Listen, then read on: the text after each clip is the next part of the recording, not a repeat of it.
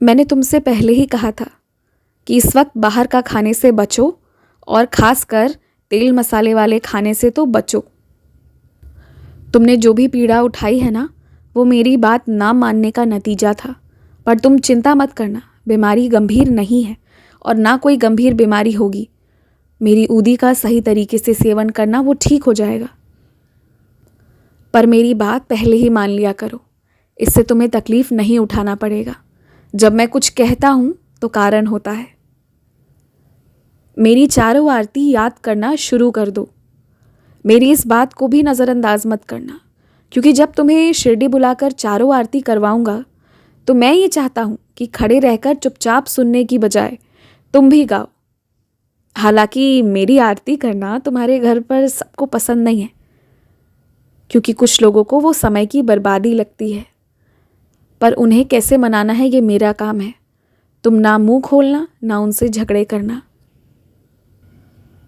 और अब तो धीरे धीरे जाकर तुम सही रास्ते पर आना शुरू किए हो। अब जाकर तुम अपने लिए भी मुझसे प्रार्थना करना शुरू किए हो। मैंने तुमसे पहले ही कहा था कि जो तुम्हारे क्षेत्र का सबसे बेहतरीन होगा मैं वही दूंगा, पर वो तुम्हें मुश्किल लगता है।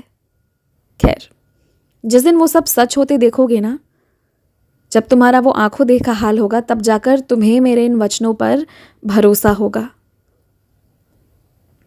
जो मेरी भक्ति करते हैं ना, सिर्फ उन्हें आध्यात्मिक वृद्धि ही नहीं देता हूँ, पर भूमि पर मिलने वाले सारे सुखों का स्वामी भी बनाता हूँ।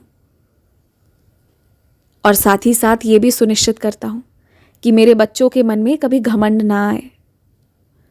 तो बस इसलिए जो मांगो सबसे अच्छा मांगो और विश्वास रखो, मिलेगा ज़रूर। गुरु पूर्णिमा के बीच मैं जब तुम्हारे घर आऊँगा तो कहाँ आकर बैठूँगा, इसकी तैयारी तुम पूरे परिवार वाले मिलकर करोगे, क्योंकि मैं अपने लिए एक खास स्थान खोज लिया हूँ जहाँ से मैं तुम सबको दिन भर देख पाऊँगा। तुम किसी चीज़ की चिंता मत करो, व्यवस्था करना मेरा काम है। तुम्हारा काम है निश्चिंत रहना और मेरी इन लीलाओं की अनुभूतियाँ लेना। अपने घर पर थोड़ी सतर्कता पूर्वक रहा करो।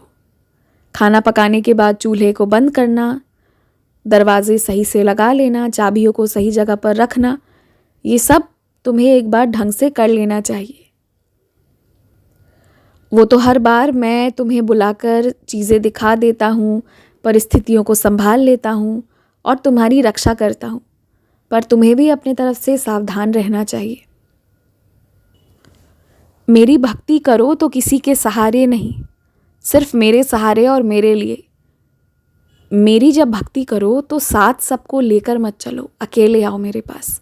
ये अलग बात है कि सबको मेरे बारे में बताओ, पर किसी पर आश्रित मत रहो कि यदि वो मेरी भक्ति करेगा तो तुम करोगे, यदि उसने छोड़ दिया तो तुम भी छोड़ दोगे। ये गलत है। खैर, अब तुम सीख चुके हो मेरे रास्ते पर चलना। असंभव भी संभव है, बस इतना ही याद रखना। खुश रहो।